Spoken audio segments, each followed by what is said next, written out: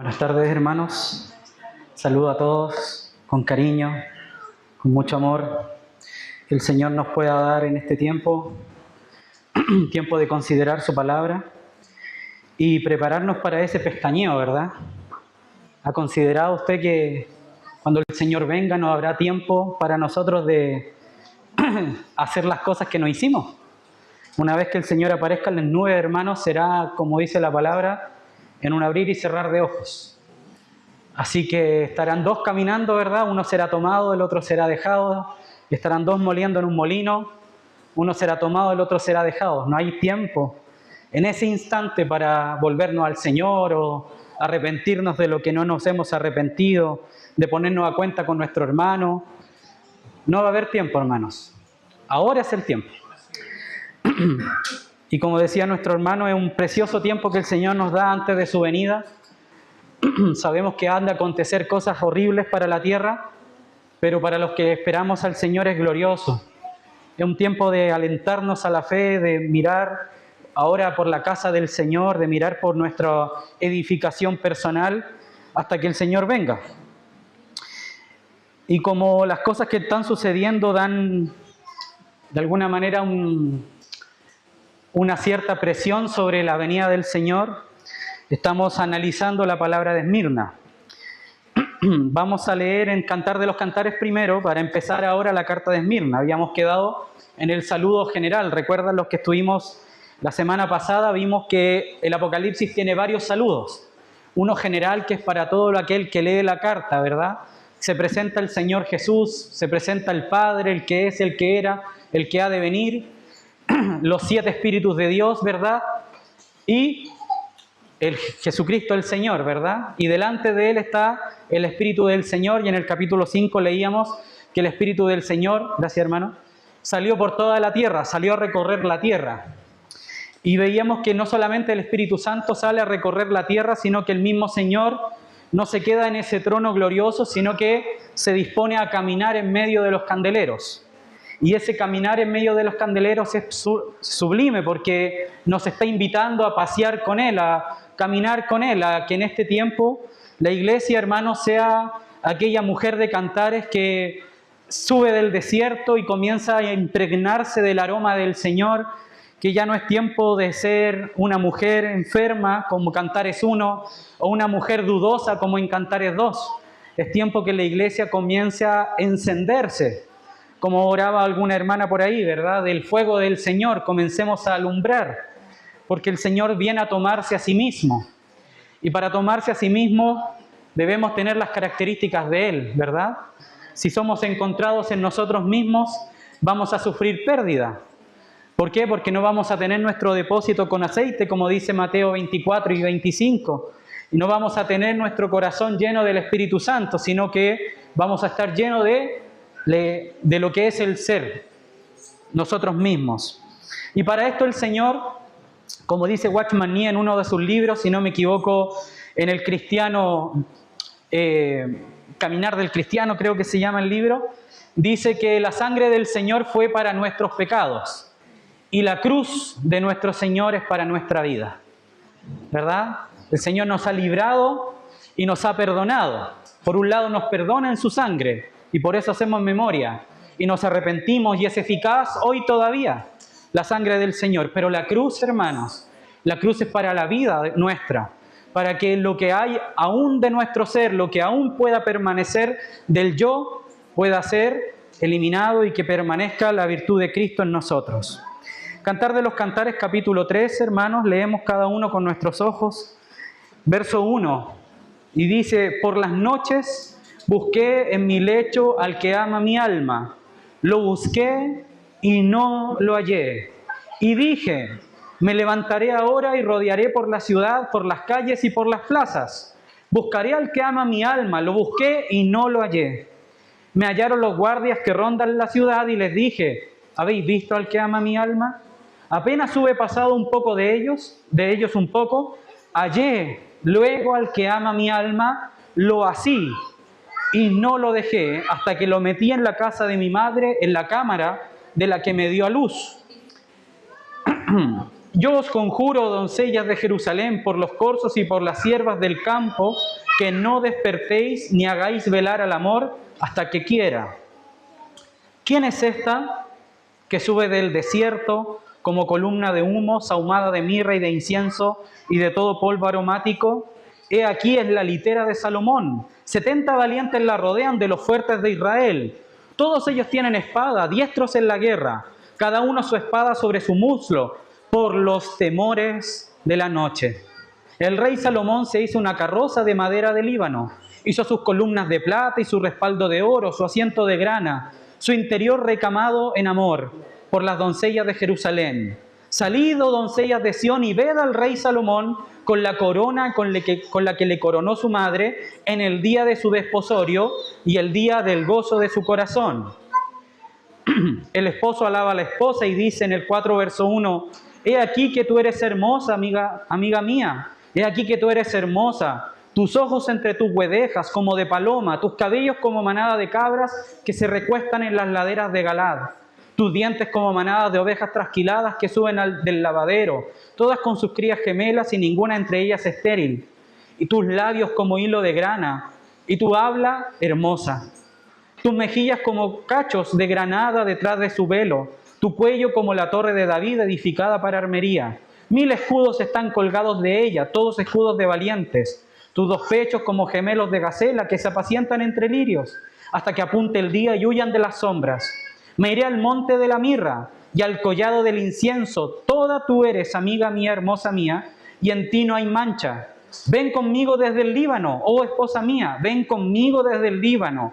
Mira, desde las cumbres de Amana, desde las cumbres de Senir y de Hermón, desde las guaridas de los leones, desde los montes de los leopardos. Prendiste mi corazón, hermosa mía, hermana, hermosa esposa mía. Has apresado mi corazón con uno de tus ojos, con tu gargantilla de tu cuello. Cuán hermosos son tus amores, hermana, esposa mía. Cuánto mejores que el vino son tus amores y el olor de tus ungüentos que todas las especias aromáticas. Como panal de miel destilan tus labios, oh esposa, miel y leche y debajo de tu lengua, y el olor de tus vestidos como el olor del Líbano. Huerto cerrado eres, hermana mía, esposa mía, fuente cerrada, fuente sellada. Tus renuevos son paraísos de granos con frutos suaves, de flores de aleña y hay nardo y azafrán, caña aromática y canela, con todos los árboles de incienso, mirra y aloes, con todas las principales especias aromáticas. Fuente de huertos, pozo de aguas vivas que corren del Líbano. Levántate, Aquilón, y ven, austro, soplad en medio en mi huerto y despréndanse sus aromas. Venga mi amado a su huerto y coma de su dulce fruta. La respuesta del Señor, capítulo 5. Yo vine a mi huerto, oh hermana, esposa mía. He recogido mi mirra y mis aromas. He comido mi panal y mi miel. Mi vino y mi leche he bebido. Comed, amigos míos, bebed en abundancia, oh amados. Yo dormía, responde la esposa, pero mi corazón velaba. En la voz de mi amado que llama, ábreme, hermana mía, amiga mía, paloma mía, perfecta mía, porque mi cabeza está llena de rocío, mis cabellos de las gotas de la noche. Me he desnudado, responde la esposa, de mi ropa. ¿Cómo me he de vestir? He lavado mis pies, ¿cómo los he de ensuciar? Mi amado metió su mano por la ventanilla y mi corazón se conmovió dentro de mí. Yo me levanté para abrir a mi amado y mis manos gotearon mirra y mis dedos mirra, que corría sobre la manecilla del cerrojo.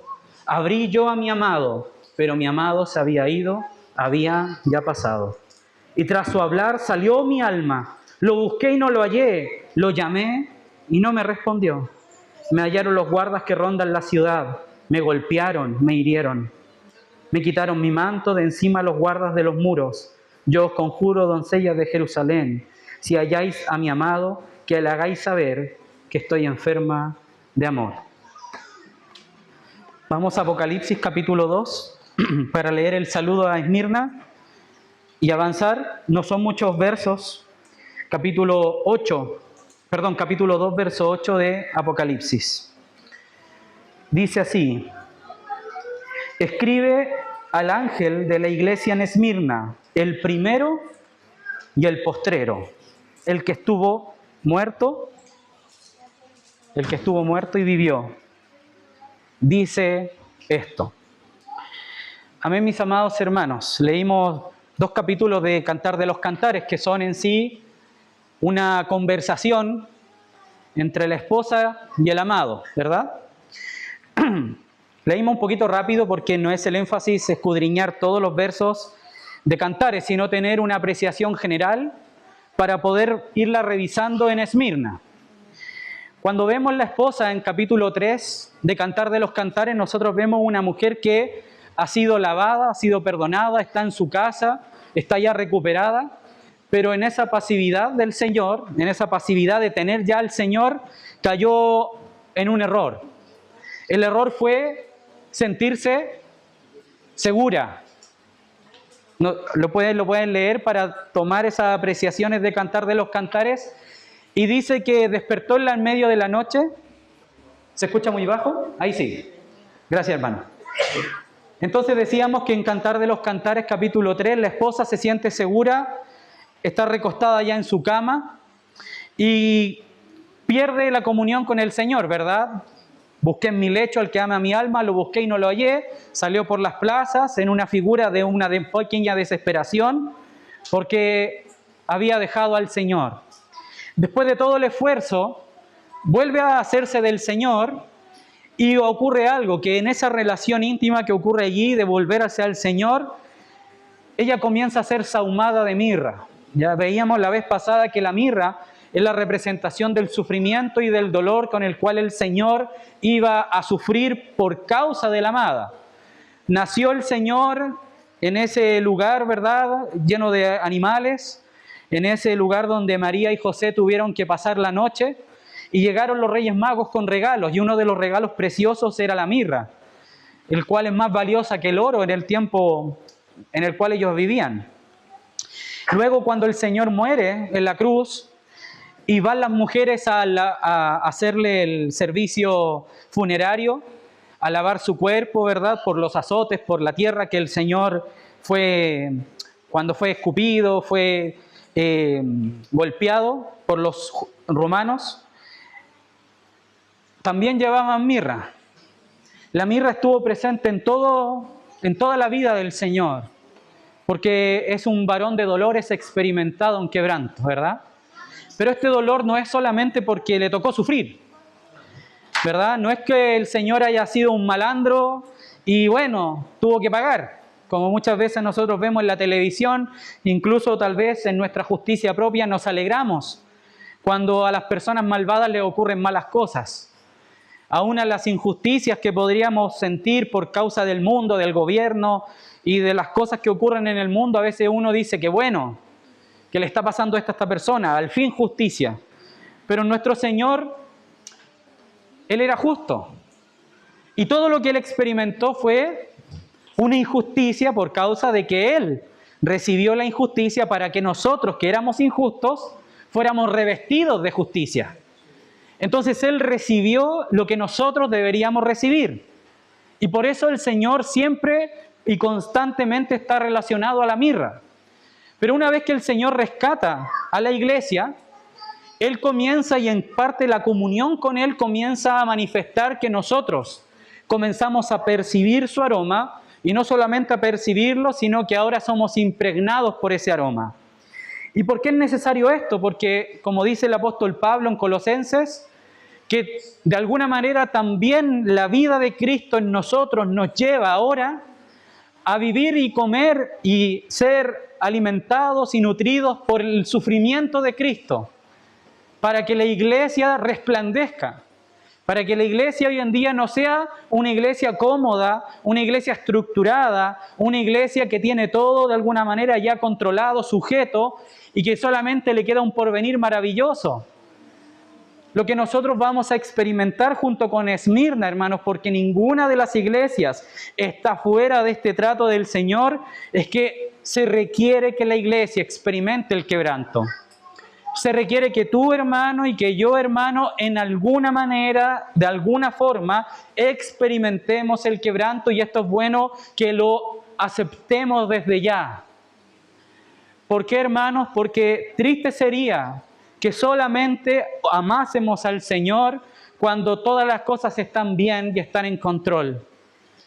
Y Él dice, hermanos, y no nos ha ocultado que en medio del dolor y en medio del sufrimiento podemos vislumbrar su gloria.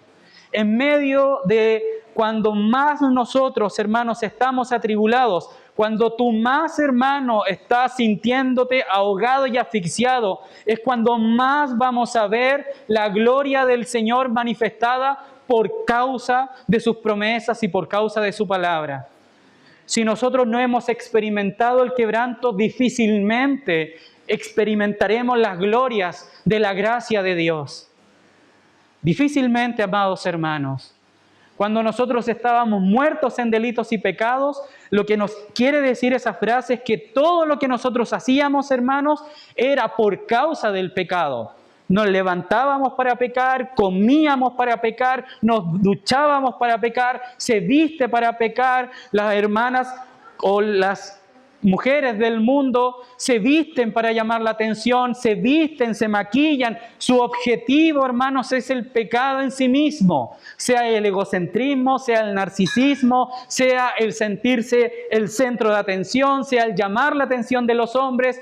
Cualquiera sea el mover de una persona en el mundo, es por causa y para el pecado. Por eso se está muerto en delitos y pecados. Y los varones lo mismo, se levantan con la mente en pecado, trabajan para el pecado, comen para el pecado, hacen deporte para el pecado, van al gimnasio para pecar, para ser vistos, para ser grandes, poderosos, para sentirse que tienen el poder, se estudia para pecar, porque estamos muertos en delitos y pecados si no tenemos al Señor. El mundo entero está bajo el maligno. Todo lo que allí ocurre, hermano, desde las cosas más piadosas que el mundo pueda tener por excelente para el Señor, son trapos de inmundicia. Incluso, amados hermanos, sectas, congregaciones que se pueden levantar para adorar a un ángel, para adorar a una religión en particular, aunque se vayan a la punta del Nepal, lo hacen por causa del pecado.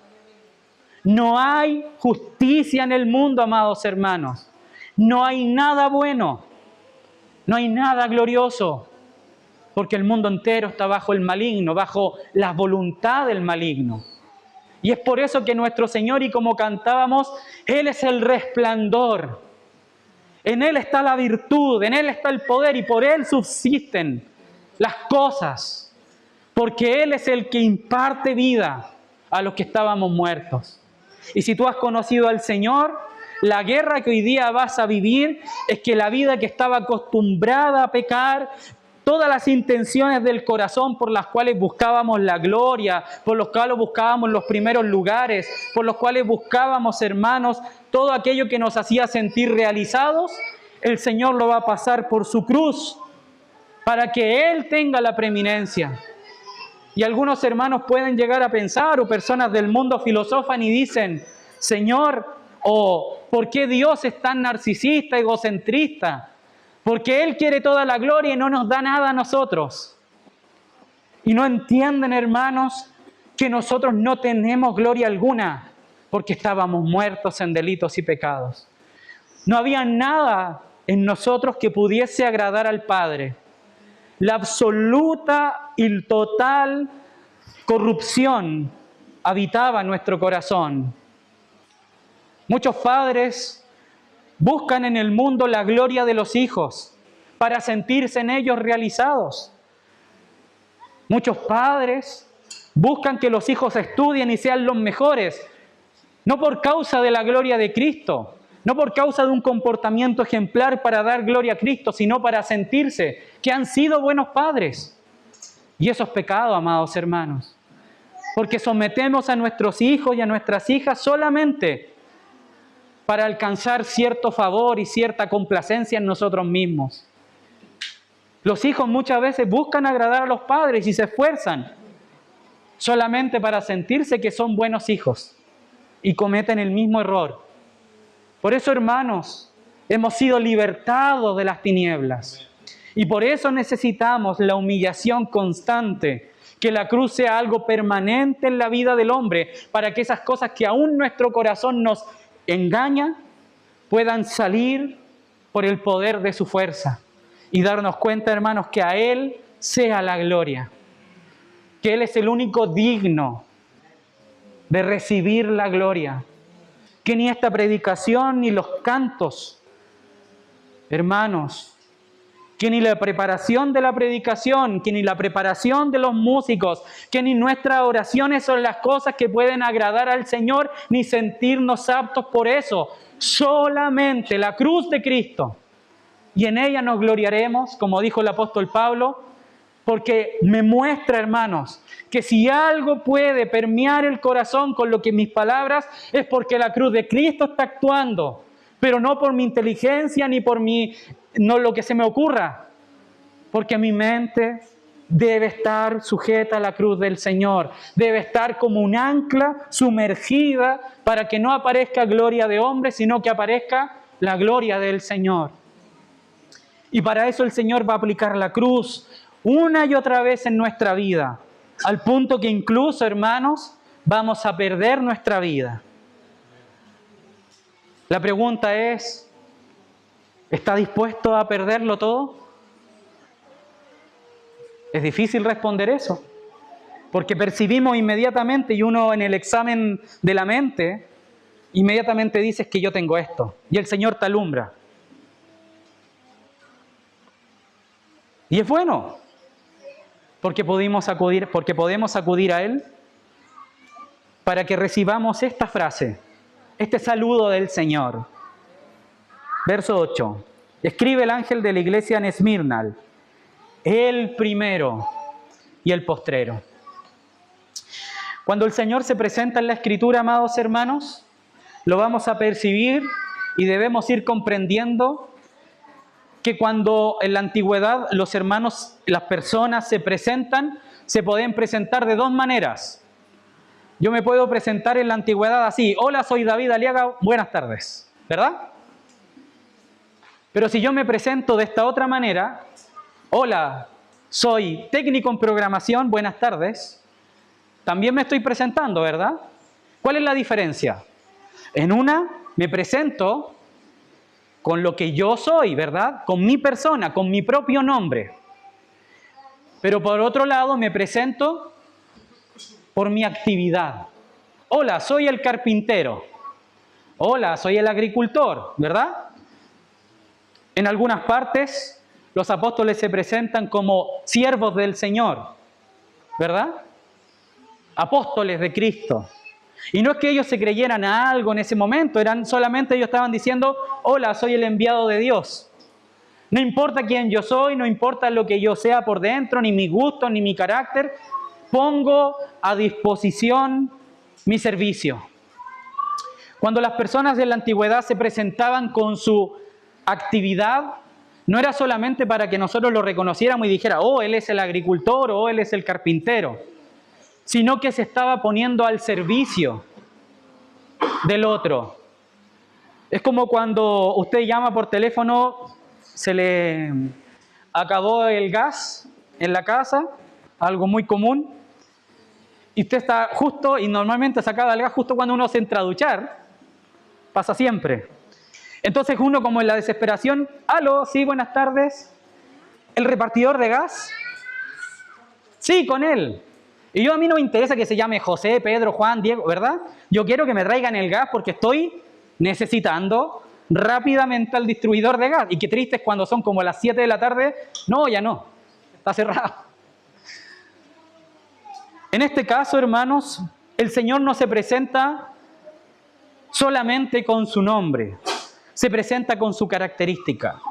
Y cuando se presenta con su acción, su servicio, fíjese que comienza con esta característica y él dice: el primero y el postrero. Entonces, a lo largo de la Escritura, el Señor se presenta a los hombres cada vez que los hombres necesitan algo.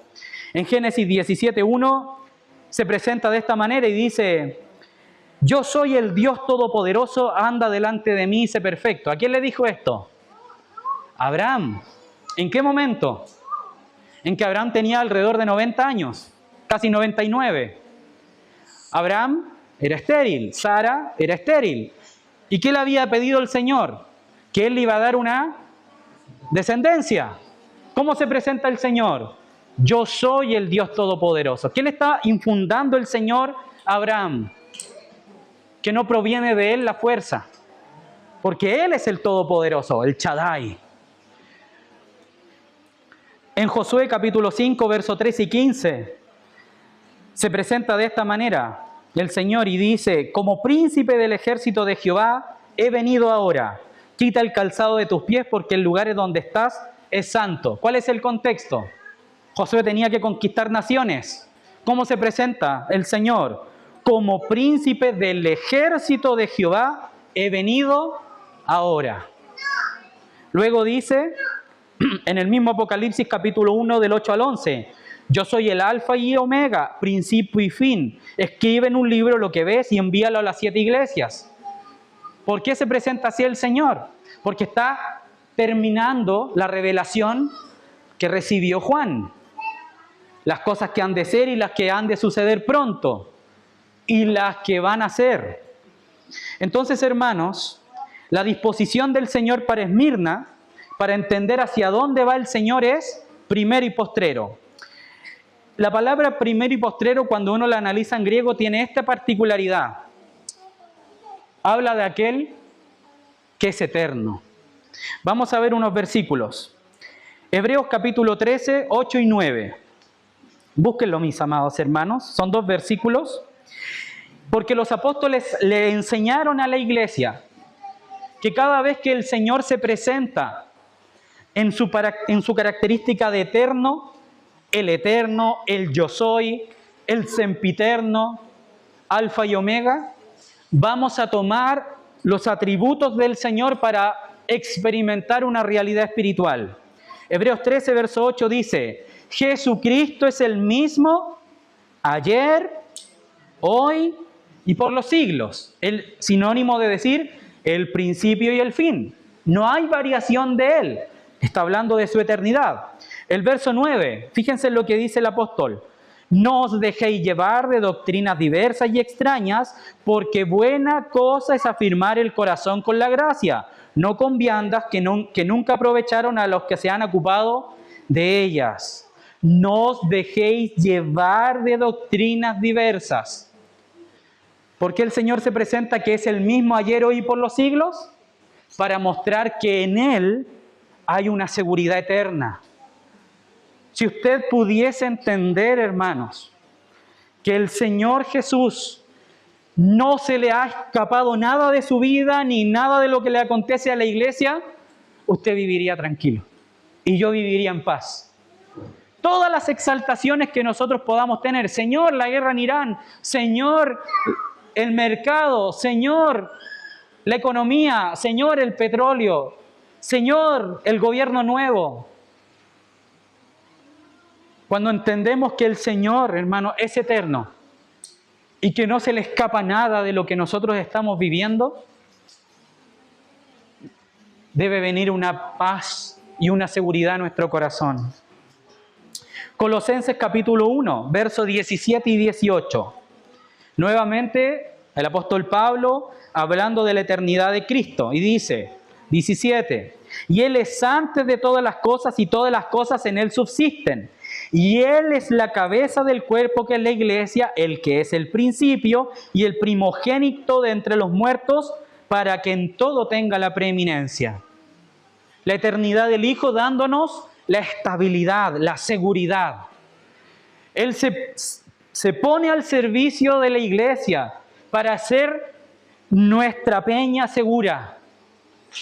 La peña que los edificadores desecharon, dice Pedro, pero ha venido a ser cabeza del ángulo. Él es la seguridad de la iglesia. Hermano, es que la iglesia va a vivir persecución. Hermano, es que estamos pasando esta dificultad. Él es la cabeza, hermanos. Él es nuestra seguridad, Él es nuestro escondedero. A veces se nos va a olvidar, ¿por qué? Porque las cosas que vienen, los terremotos, las guerras, hermanos, esas cosas vienen. Y es necesario ahora que yo comience a experimentar la eternidad del Hijo.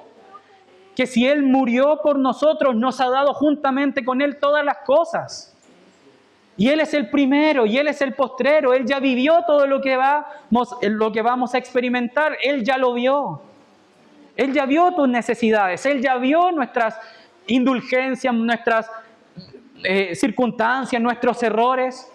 Y no estamos diciendo que entonces nos vamos a cruzar de brazos y vamos a decir, bueno, que el Señor haga sus cosas y yo estoy tranquilo. No, porque Él le ha placido que nos comunique su eternidad y que yo la pueda experimentar. No es una seguridad basada en el quietismo, es una seguridad basada en la experiencia de lo que es Cristo. Porque cuando venga el terremoto a su vida, cuando venga la opresión, cuando venga la dificultad, se va a probar si esa experiencia ha sido edificada en madera, en heno, en hojarasca o en oro, en plata y piedras preciosas. Si yo digo conocer a Cristo, si yo digo yo sé que el Señor es principio y fin, eso se va a probar, amados hermanos. Es por eso que debemos hoy día, Señor, muéstrame tu eternidad, dame la seguridad, Señor, que yo no esté seguro porque tengo un buen trabajo, porque ese trabajo se puede terminar. Señor, soy joven, tengo vigor. Y mi seguridad está en mi juventud. No crea, joven, que no se puede enfermar. No crea, joven, que no puede vivir un problema. Tengo mi familia, mis emociones, mis sentimientos, tengo mis hijos. No crea, esposo, no crea, padre, que la seguridad la va a encontrar en el refugio de su hogar. Porque también puede venir el turbión, puede venir el fuego y probarlo, como a Job. Job todos los días iba y presentaba por sus hijos un sacrificio, por si hubiesen pecado, decía. Pero vino el viento y un muro cayó sobre el lugar donde sus hijos comían y bebían y murieron.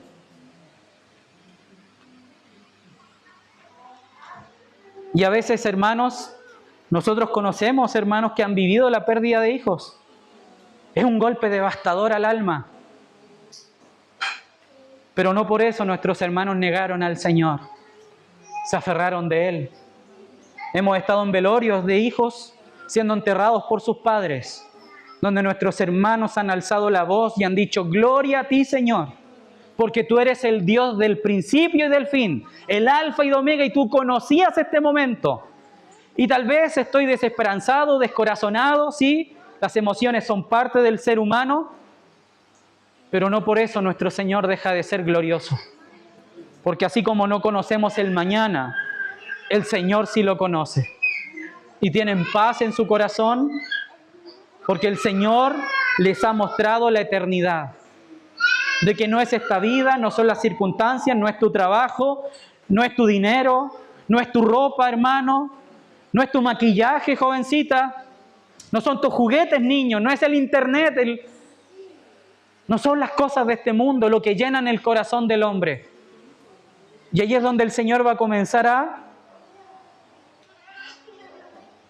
sacudir, va a aventar para que se vaya la paja, las cosas que distraen, las cosas que son extra en nuestra vida, para que quede el grano de trigo que caiga en tierra y lleve fruto. Si mañana nos cortaran la luz indefinidamente, hermanos, todas las distracciones del día que provienen de la electricidad cesarían. Tendríamos mucho tiempo, ¿verdad? Yo quedaría sin trabajo. Tendría mucho tiempo. Las entretenciones de los jóvenes cegarían. Comenzarían con un síndrome de pequeña abstinencia, ¿verdad? Estoy aburrido. ¿Qué hago?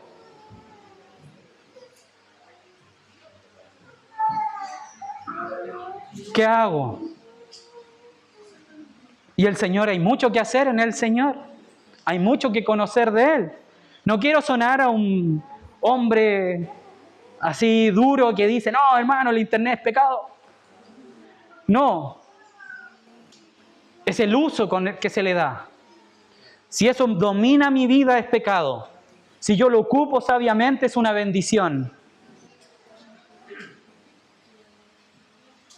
El otro día reflexionábamos con mi esposa acerca de lo duro que era antes, siendo que ya teníamos ciertas tecnologías, ir a un cibercafé a estudiar. tener que ir a una biblioteca a arrendar un libro y leerlo desesperadamente porque el tiempo eran 2 días para poder, y le sacábamos fotocopia y teníamos que andar con las mochilas con cuadernos, ¿verdad? Y hoy día los jóvenes tienen la tecnología en su mano, las bibliotecas del mundo a un clic. Ocúpenla sabiamente, jóvenes. Aprovechen la tecnología, pero sabiamente. Porque así como la tecnología es algo que puede ser muy bueno para la sociedad, para nuestra vida y nuestra comodidad, se pueden volver un lazo del cazador. Y no solamente para los jóvenes, para todos nosotros, amados hermanos. En esto, el Señor tenga ganancia. Hay hermanos que ocupan la tecnología para edificarse, otros la ocupan para destruirse. Hay hermanos que ocupan la tecnología para aprender y ser sabios, conocedores, saber acerca de lo que deben trabajar, herramientas como la inteligencia artificial y todas esas cosas, hermanos, que hoy día están de moda, ocúpelas sabiamente. Son una buena herramienta, hermanos. No las demonicemos, pero son como un afilado cuchillo en las manos de un cocinero experto, una herramienta fabulosa. En las manos de un ignorante, un arma fatal. Absolutamente letal. Aprenda a usarlas, hermanos. Jesucristo es el mismo ayer y hoy y por los siglos. Las herramientas que el Señor nos va a dar, hermanos, para aferrarnos, es vislumbrar que la única manera de tener paz en el corazón es tener la revelación del Hijo eterno. Hay hermanos que dicen, al Señor se le escapó el pecado de Adán y Eva, lo sorprendió. El Papa, en uno de sus anuncios, el Papa que estaba y ya no está, ¿verdad? El anterior, Francisco, el anterior, decía el fracaso de Dios en el Edén. Terrible. Es desconocer la eternidad del Hijo. Pensar que al Señor se le escapa nuestras caídas. Pensar, hermanos, que el desánimo que tú sientes cuando pecas es porque le fallaste al Señor y el Señor se angustia. Y podemos pensar que, uy, le fallé al Señor y como que de alguna manera herimos el corazón del Señor, como que lo sorprendimos con nuestro pecado. Eso no es así, hermanos. Él conoce todas las cosas. Él conoce nuestras debilidades. El problema del pecado es que perdemos comunión con el Hijo Eterno.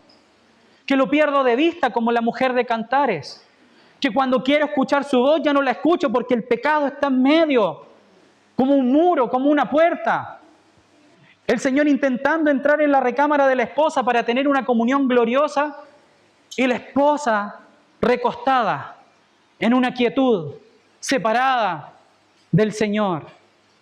El Señor golpeando la puerta en la Odisea, buscando activamente la comunión con sus hijos y la mujer en una depresión, ensimismada.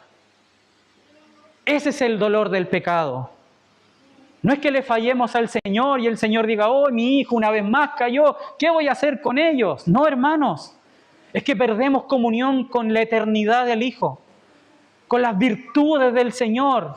Ya no puedo hacer su voluntad, ya no puedo ver qué es lo que el Señor quiere para mi vida. Y el riesgo de eso es ensimismarse. Soltamos la mano del Señor por causa del pecado y nos afirmamos de la mano del enemigo. Las consecuencias de nuestro pecado, las consecuencias de nuestra torpeza. El Señor no quiere vidas llenas de consecuencias, pero allí están. Ese es el riesgo de soltar la mano del eterno Hijo de Dios. Cuando entendemos la eternidad del Hijo, yo puedo vivir tranquilo. Puedo buscar al Señor y decirle, Señor, tengo esta prueba en la universidad. Voy en tu nombre, Señor. Yo no sé nada, Señor. Me declaro un ignorante, me declaro que no puedo, Señor. Este trabajo, Señor, que estoy haciendo, no lo puedo hacer si no es por ti y por tu ayuda. ¿Qué diferencia, hermanos? En un corazón humillado, un corazón rendido a la eternidad del Hijo, a entender de que Él es por sobre todos, como decía el canto, nombre sobre todo nombre. Como dicen los salmos, no hay nadie como Él. Como cantábamos, a ninguno de los ángeles se le llamó jamás mi Hijo. ¿A qué ángel podríamos ir a hacer una manda, hermano? ¿A qué santo podríamos encomendar nuestra vida, nuestros estudios?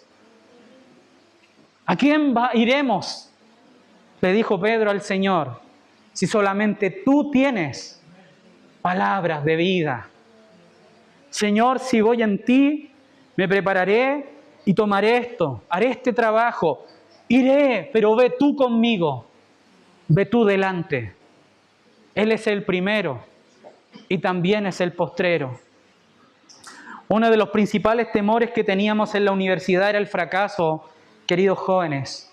Lo sembraron los profesores, sembraron de que si tú no estudias, que si no eres el ingeniero, que si no eres el médico, que si no eres el abogado, que si no eres el primero, que si no tienes la mejor nota, eres un fracasado. No es así. Porque Él es el primero y Él es el postrero. ¿Cuántos de nosotros, amados hermanos, fracasamos en cuanto a lo estudian, a lo que tiene que ver con los estudios?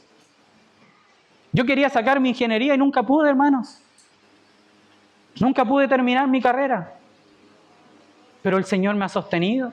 No ha faltado pan en mi boca, no ha faltado vestido para mi esposa. ¿Cuántos más pueden decir lo mismo? Hermano, yo tengo cuarto medio, hermano, yo tengo cuarto básico. ¿Y acaso el Señor no ha estado allí? Hermano, yo aprendí esto, fui jornal, fui hacedor de construcción, y el Señor me abrió el entendimiento para poder trabajar y darme las herramientas necesarias.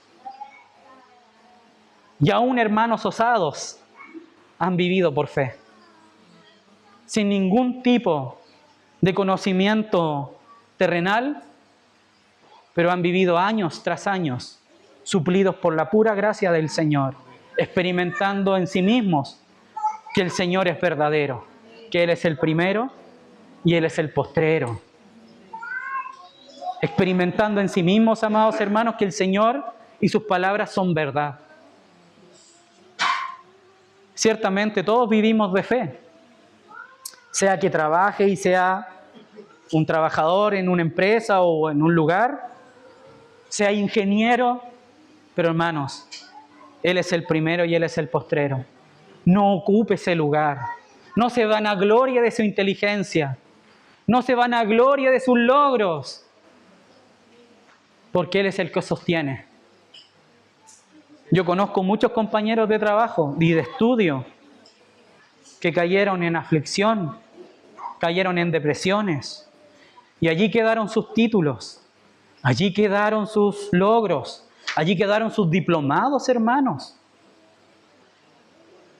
En una desesperanza absoluta. Ciertamente, gloriosos son los logros cuando el Señor los ha dado de su mano. Tristes son los logros que alcanzamos por nuestra propia mano. Porque allí no está el Señor. No recibió gloria de mi parte de lo que hemos logrado. Luego dice el Señor y se presenta ahora con lo siguiente: el que estuvo muerto y vivió. Segunda característica. Vamos a Juan, capítulo 10, versos 17 y 18.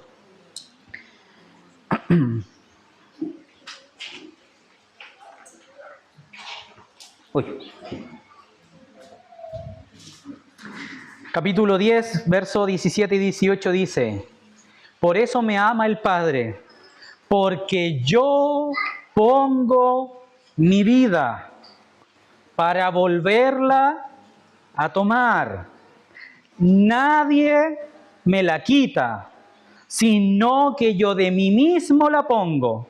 Tengo poder para ponerla y tengo poder para volverla a tomar. Este mandamiento recibí de mi Padre. Cuando está el Señor diciendo yo estuve muerto y viví, está de alguna manera enfocándose en el poder de la suministración de la vida eterna. Y esto es algo tan glorioso, hermanos, porque no solamente entendemos que Él venció la muerte, sino que Él la puede vencer todas las veces que Él quiera. No fue chiripa, ¿se entiende? No fue que el Señor dijo, ya voy a ir a hacer esto, pero una vez el Señor venció la muerte y el imperio de la muerte, el dominio de la muerte sobre los hombres. ¿Por qué mueren los hombres, hermanos? ¿Por qué usted va a morir? ¿O usted no va a morir? ¿Moriremos o no moriremos, amados hermanos? La paga del pecado es muerte. Entonces, ¿por qué mueren las personas? Porque pecan. ¿Usted ha sido perdonado del pecado? Amén, ¿cierto? Entonces, ¿usted va a morir o va a vivir? Va a morir, pero va a vivir. Porque somos pecadores, vamos a morir. Pero vamos a vivir porque Él vivió. Porque el que cree en Él, aunque esté muerto, vivirá. ¿Cuántas veces el Señor venció el pecado entonces? ¿O lo está venciendo? Contemos. 1, 2, 3. X hermanos de la iglesia en la historia, igual X veces que el Señor ha vencido la muerte. Él es vencedor. Fue sorbida la muerte, absorbida por la vida. Y Él fue la muerte de la muerte. ¿Cree esto, hermanos? Que aunque usted muera, vivirá. ¿Y por qué tememos a la muerte? ¿Por qué lloramos con la muerte de nuestros seres queridos? Cuando leíamos acerca de la parte histórica de Esmirna y leíamos que los hermanos estaban en una pandemia, iban a cuidar a sus nietos, iban a cuidar a sus familiares que no eran convertidos, se enfermaban ellos y morían. Y mi corazón decía, Señor, ¿pero por qué estos hermanos hacían esto? Porque ellos habían entendido que aunque murieran, vivirían con el Señor. Cuando el Señor se presenta como el que estuvo muerto y vivió, no solamente nos está dando un vislumbre del poder, de la potencia del poder que Él tiene sobre la vida y la muerte, sino una invitación inmediata a la vida eterna, a vencer este mundo. Aunque pase lo que pase, amados hermanos, hay una seguridad absoluta en que Él nos recogerá como trigo en su granero, hermanos. Que aunque usted viva, hermanos, las enfermedades más grandes, cáncer, que muchos de nuestros hermanos en la historia lo vivieron, angustia por la muerte, que a veces nos ataca durante la noche o por sueños, miedo al sufrimiento por causa de lo que han vivido otros hermanos, la vejez. Hay muchos jóvenes que le tienen miedo a la vejez o a personas adultas que le tienen miedo a la vejez. Hermanos, el Señor venció todo eso. Hay una vida gloriosa que te fue dada, te fue regalada, está a la mano. No le tenga miedo a la vejez, hermano, ni a los achaques de la vida. El Señor nos sostiene con su mano. Muchos hermanos con diagnósticos horribles viven, hermanos, como si no tuvieran ninguno, sostenidos por el Señor. Conozco de cerca hermanos que han estado en mi casa, hermanos que han venido a este país, que hemos visitado en sus hogares. Problemas al corazón, problemas a los pulmones, problemas al cerebro, problemas en la vista, problemas en las extremidades, cansancio. Y el Señor lo ha sostenido, hermanos. A veces pensamos que lo que nos va a llevar va a ser la enfermedad. Hermanos, lo que lo va a llevar a usted es la voluntad de Dios. Si usted debe morir mañana, va a morir, porque así el Señor lo ha dictaminado en su libro. Y si usted debe morir a los 90, va a morir a los 90. Si usted tiene que morir en una olla de aceite hirviendo, va a morir en una olla de aceite hirviendo. Y si no tiene que morir en una olla de aceite hirviendo, ¿sabe lo que va a pasar? Se va a pegar un buen baño, como le pasó al apóstol Juan, como le pasó a Policarpo de Esmirna. A Policarpo el Señor le mostró que no iba a morir por las llamas del fuego, y lo quemaron vivo y no murió. A Daniel el Señor le mostró, junto con sus amigos, que no morirían en aquel lugar, en el horno. Y no murieron, hermanos. ¿Por qué mueren los hombres entonces? ¿Por el pecado? Pero si el pecado lo pagó el Señor. ¿Por qué morimos, hermanos? ¿Por desobediencia? No, mi hermano. Usted va a morir cuando el Señor así lo tenga escrito en su libro. ¿Sabía eso, hermano? Hermanos, nosotros no vamos a morir si el Señor así no lo tiene escrito. No le tenga miedo a la muerte. No le tenga miedo al Señor. Señor, yo salgo de mi casa confiando en que si hoy día tengo un día más, es porque tú así lo escribiste en tu libro. Señor, si hoy día yo puedo disfrutar a mis hijos un día más, es porque así tú lo escribiste en tu libro, Señor. Triste es, hermanos, que desperdiciemos los días del Señor que nos ha dado. Triste sería que pasáramos 40 años engordándonos de la carne, engordándonos, despreciando el tiempo que el Señor nos ha dado con nuestros hijos. Eso es lo triste, es no tener contentamiento en nuestra vida porque le hemos desperdiciado en otras cosas, ignorando que el Señor nos ha dado un día más, ignorando que nuestra vida está sostenida por la mano del Hijo Eterno. ¿Por qué va a morir, hermano? Porque el Señor así lo ha decretado. Por eso Pablo decía, sea que vivamos, sea que muramos. ¿Qué decía? ¿Cuál es la conclusión? Del Señor somos, ¿verdad? ¿Puede decir lo mismo? ¿Es usted del Señor que ha creído en Cristo para saberse un rescatado de la muerte y del imperio de la muerte? La gente del mundo muere por accidente y muere por cosas, hermanos. Los creyentes morimos porque el Señor nos llama a su presencia. Esteban murió porque el Señor así lo quiso. Murió apiedrado dando testimonio de la persona del Hijo Eterno. Veo al Hijo del Hombre sentado a la diestra del Padre. Pablo fue apiedrado en Listra y murió. Lo sacaron, entre varios lo tiraron al basurero afuera de Listra. Pablo se levantó, se limpió las túnicas y volvió a entrar. Y lo apiedraron de la misma manera que a Esteban. ¿Tenía que morir Pablo en Listra? No, tenía mucho más trabajo que hacer, ¿verdad? ¿Murió Juan en Patmos? No, tenía que escribir y terminar la revelación del Hijo de Dios. ¿Murieron los apóstoles por mano propia? Pedro encarcelado cuando estaba con Juan al principio de Hechos, capítulo 6 y 7, por ahí, 9 creo, para ser más exacto. Y Pedro, el Señor lo hace invisible literalmente. Se le abren las puertas y sale. Pablo con Silas en la prisión, listos en el cepo, cantando alabanzas. ¿Por qué cantaban alabanzas en el cepo los hermanos? Porque ellos sabían que si morían ahí era por la voluntad del Señor. Y si el Señor los libertaba, por la voluntad del Señor. Vino un terremoto. Se abrieron las prisiones, se abrió el cepo. Arranquemos. No, ¿verdad?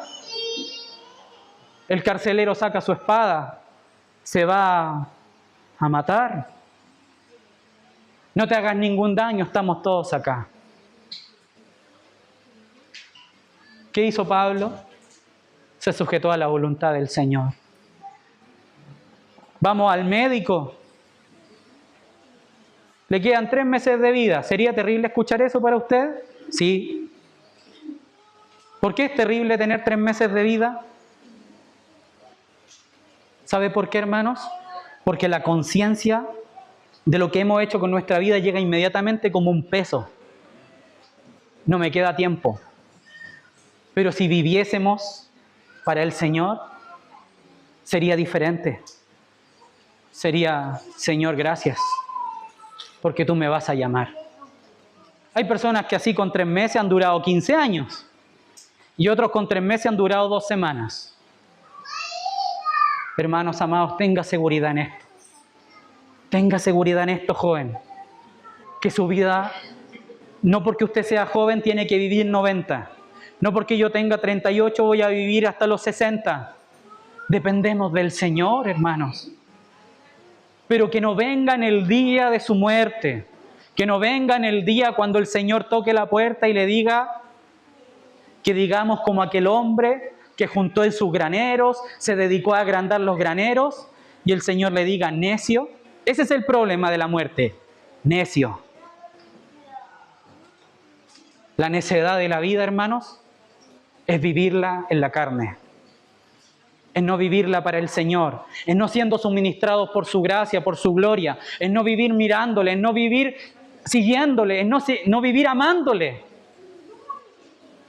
Ese es el desperdicio de la vida, y por eso la mente, cuando vienen las palabras tan crueles que nos toca irnos, viene el pesar. Señor, ¿y qué va a ser de mi esposa? ¿Qué va a ser de mis hijos? ¿Qué va a ser de mi familia? ¿Qué va a ser de mí? Es porque no le hemos conocido, amados hermanos. Los apóstoles marchaban con una sonrisa. Los mártires marchaban con sonrisa, con cantos, con alabanza al Señor. Y hoy día en nuestros cuartos, en los hospitales, nos vamos angustiados, llorando, quejándonos. ¿Por qué a mí? ¿Por qué a mí, Señor? Hemos escuchado muchas veces eso en los velorios. ¿Por qué a mí, Señor? ¿Por qué te llevaste a mi esposo? Porque era de Él. Porque somos del Señor. No tomamos esto solamente como una predicación, hermano, gloria es en la muerte. No, hermano, va a doler. El aguijón de la muerte es doloroso.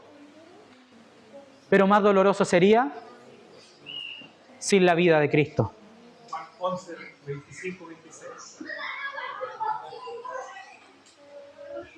Dice, Jesús le dijo, yo soy la resurrección y la vida. Amén. El que cree en mí, aunque esté muerto, vivirá. Y todo aquel que vive y cree en mí, no morirá. Aleluya. Entonces usted va a morir, hermano, cuando el Señor quiera. No digas, iré. ¿Se acuerda de ese versículo? No digas, iré. Acá yo voy a ir mañana, ¿no? Dios mediante. Así lo usamos en el cristianismo actual, ¿verdad? O si es la voluntad del Señor. Ese debería ser nuestro lenguaje, hermanos. Y no solamente como una muletilla. No, hermano, si Dios quiere, si Dios quiere. No, Señor, si tú quieres, nos reuniremos el próximo sábado. Si tú quieres, Señor, haremos esto y aquello. Si tú quieres, Señor. Amén. Filipenses 2, verso 6 al 8 dice, el cual siendo en forma de Dios, no estimó el ser igual a Dios como cosa que aferrarse, sino que se despojó a sí mismo, tomando forma de siervo hecho semejante a los hombres, y estando en la condición de hombre, se humilló a sí mismo, haciéndose obediente hasta la muerte y muerte de cruz. El Señor murió porque fue obediente. Si hubiera sido desobediente, el Señor no muere. ¿Qué cosa, no? ¿Qué cosa esa frase, hermano? El Señor murió porque fue obediente. ¿Cuántos quieren ser obedientes al Señor? Señor, permítenos vivir obedientemente hasta nuestra muerte. Entrar en el reino eterno, ¿verdad? Con este testimonio glorioso. El Señor pasó por el fuego por amor. Pasó por el valle de sombra y de muerte por amor a usted, a mí. Lo que el Señor está manifestando es que Él está a disposición con el poder sobre la muerte, el poder sobre la vida en toda su eternidad. Él está abriendo las despensas del cielo. Hermano querido, usted ha ido, bueno, todos hemos ido al supermercado, me imagino, ¿verdad? Y a mí siempre me pasa que cuando voy al pasillo de los yogur y están todas las puertas con los vidrios, ¿verdad? Y yo digo, y pensar que mis papás cuando estaban niños no tenían, mis hermanos mayores Uno piensa hace 15, 20 años atrás ver esto, 30, era una locura, por hermano. Ahora hay yogures, todos los sabores, todos los tamaños, todas las medidas, todos los gustos, más suavecitos, más aciditos, más dulcecitos. Y eso me habla tanto porque cuando el Señor dice que si Él entregó a su Hijo, no nos ha dado también con Él todas las cosas, es como que el Señor abriera las despensas del cielo, abriera todos los aparatos y te dijera, come, saca, disfruta, llénate, regocíjate. Esos programas en internet, sobre todo los jóvenes que ven harto internet, y te dicen, tiene 15 minutos para llenar el carro con todo lo que usted quiera, y sale la gente, ¿verdad? Por los pasillos buscando las consolas de videojuegos, la tele, ¿verdad? Echando 25 tipos de champú diferentes, aunque no ocupe ninguno, pero hay que llenar el carro con algo porque tenemos 15 minutos. ¿Se ha fijado en esos programas? Son entretenidos. Y la gente hasta se cae con el carro y lo levanta y empieza a echar de todo. Si tuviéramos 15 minutos, hermanos, antes de la venida del Señor, ¿abriría TikTok? Voy a ver unos reelsitos antes de ponerme... ¿No? ¿Abriría su correo de email a revisar a ver qué es lo que le escribieron? Me voy a poner a leer un libro. Total, me quedan 15 minutos, ¿verdad que no? ¿En qué dedicaría esos 15 minutos? Siendo cristianos diríamos, Señor, ¿verdad? Hermanos, les tengo que decir algo. A este mundo no le quedan ni 15 minutos. Estamos a las puertas, hermano. Hermano, estamos a las puertas. Se están cumpliendo las cosas a una velocidad abismante, hermano.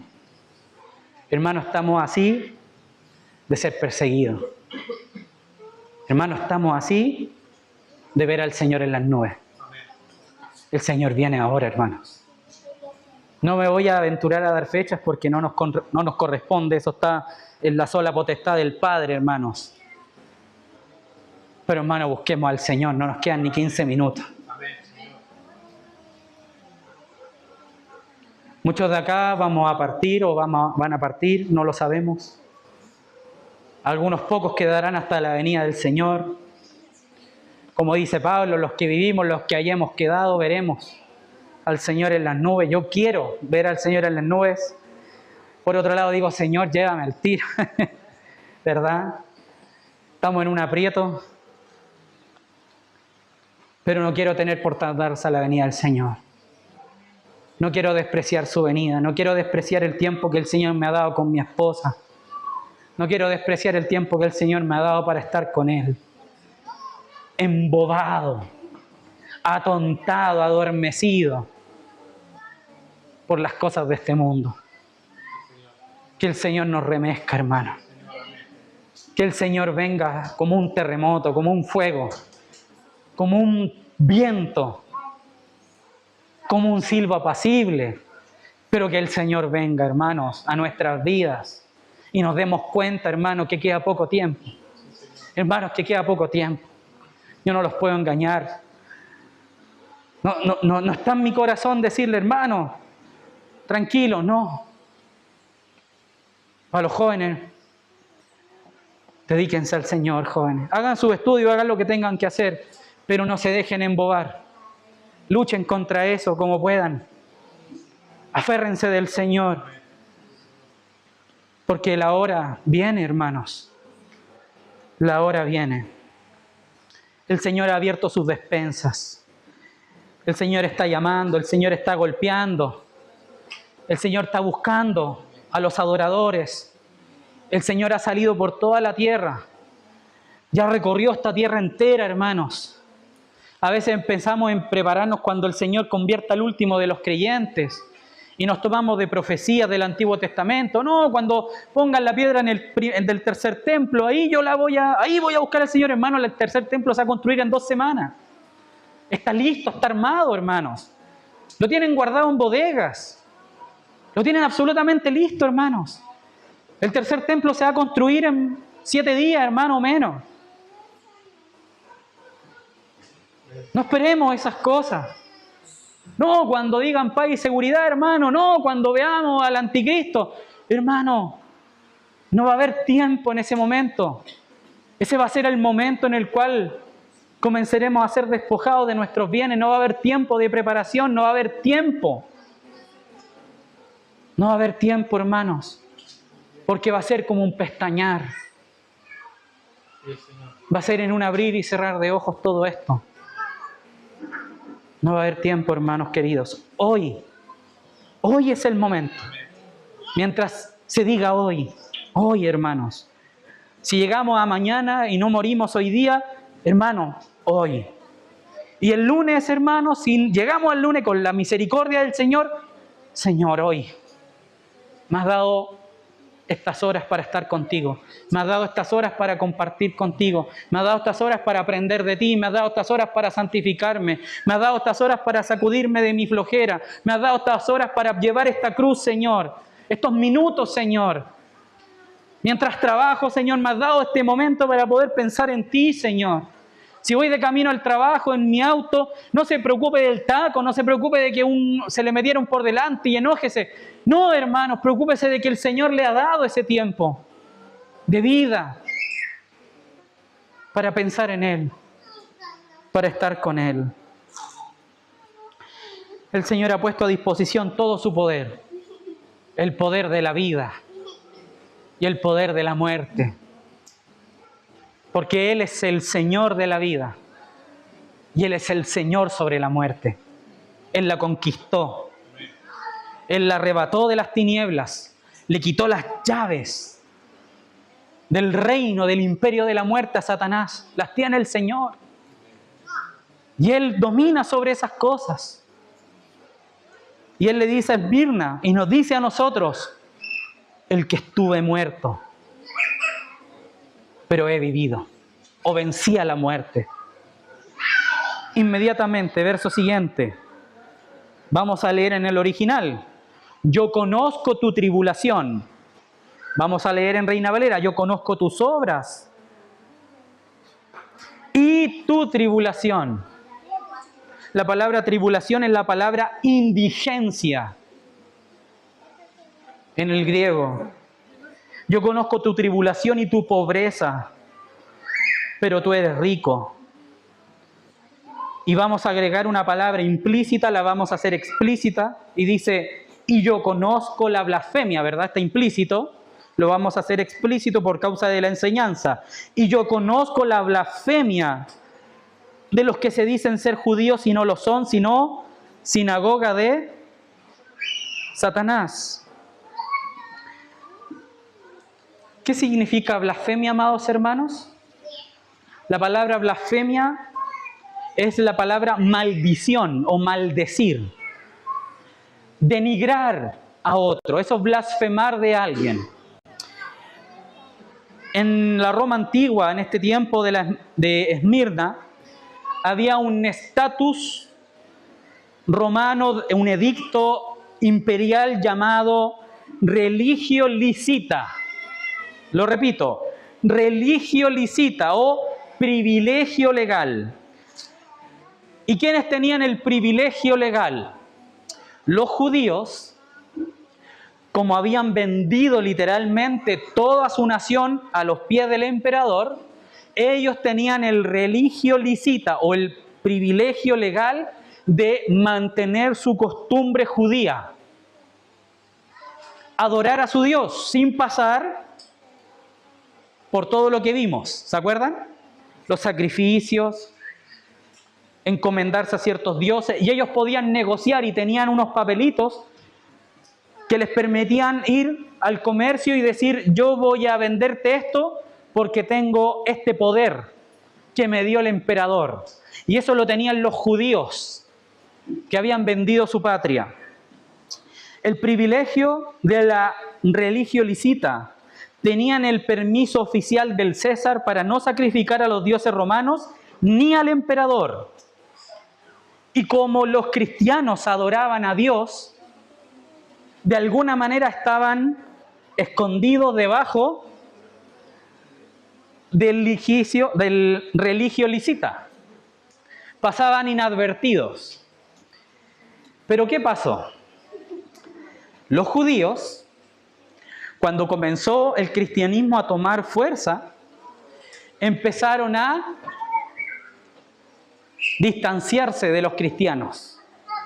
Y no solamente a distanciarse, sino a ir a los poderes del Estado y a acusar a los cristianos de que no eran judíos, a pesar de que muchos de ellos eran judíos que habían salido por las persecuciones de Judea a las regiones aledañas, inclusive Esmirna.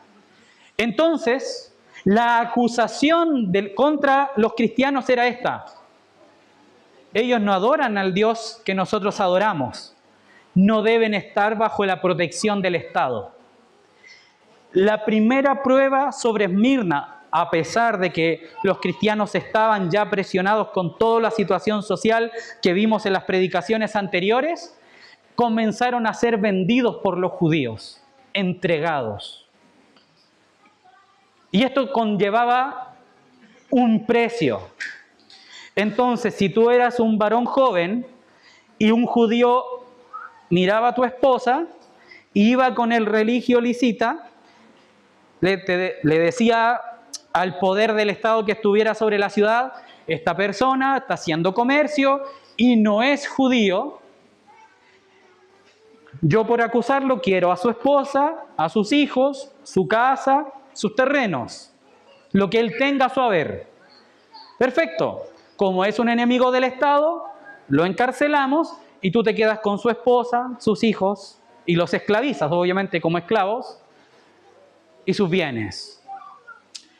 Esa era la blasfemia de los que se dicen ser judíos, los que se dicen adorar a Dios, los que se decían amadores de Dios, pero para el Señor era una sinagoga o una reunión, porque esto era tan aborrecible, hermanos, que los judíos se jugaban, se juntaban en reuniones privadas, se tiraban los dados y decían: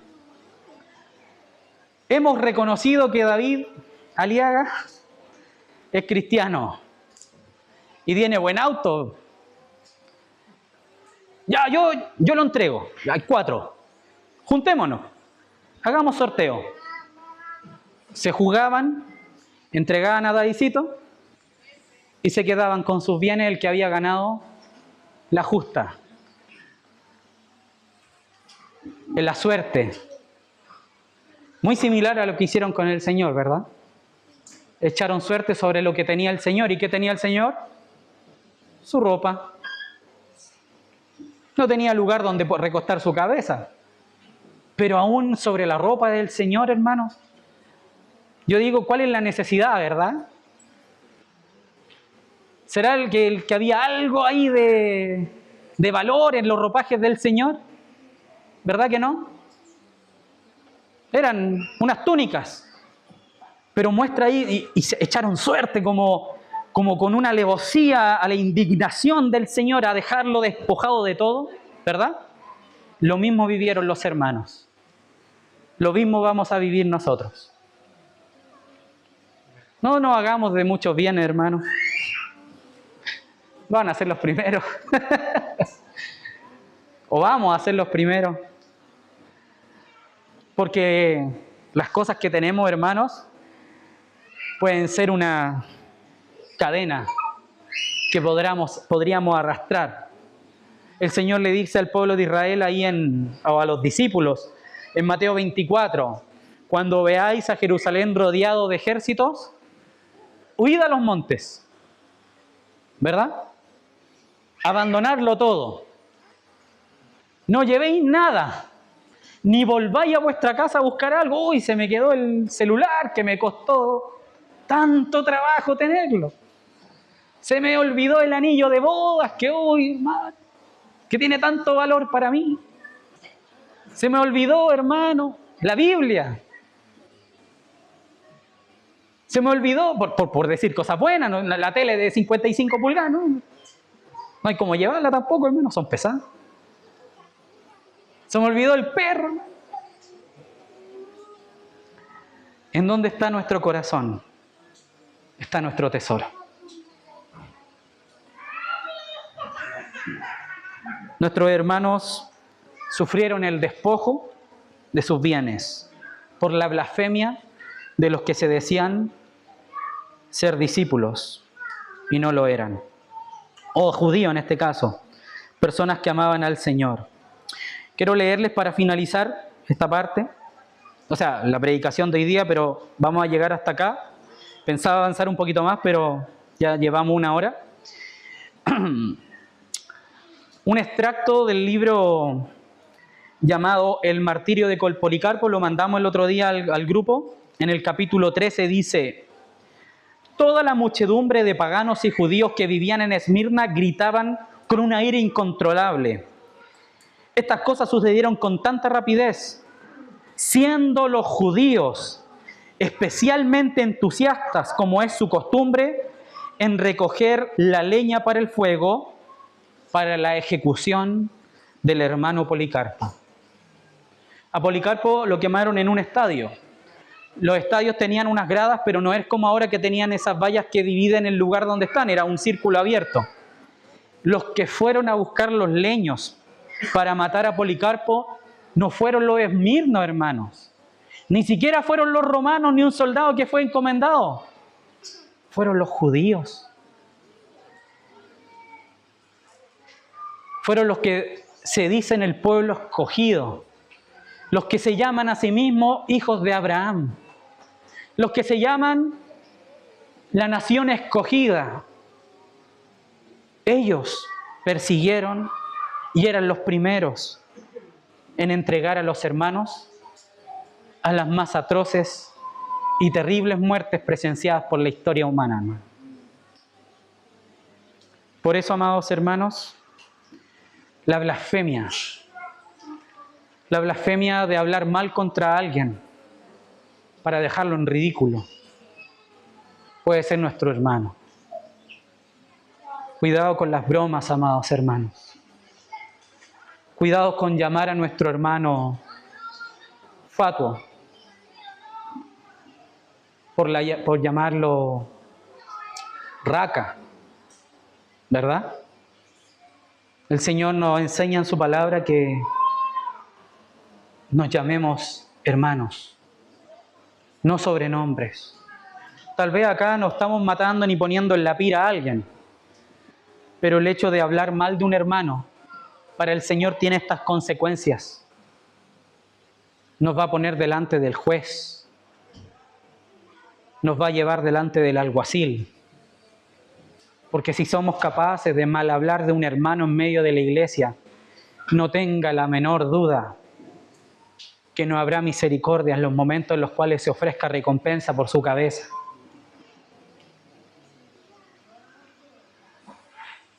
Por eso es necesario que la iglesia sea una. Porque van a venir días, hermanos, en que el hijo entregará al padre, la hija a la madre, al padre al hijo, la madre al hijo, a la hija, a la nuera, al yerno. Tengamos cuidado, hermanos, de los tiempos peligrosos en los que nos vamos a ver envueltos de aquí a poco. Porque ciertamente si nuestros hermanos vivieron esto, téngalo por seguro que si no el Señor no nos lleva antes, vamos a pasar por estos momentos, por estos valles. Por eso, hermanos, que el Señor tenga a bien limpiarnos, limpiar su era, limpiar su iglesia. Tenga a bien, hermanos, que si Él ha dado la vida por nosotros, nosotros demos nuestra vida por la iglesia, por nuestros hermanos. Oremos al Señor.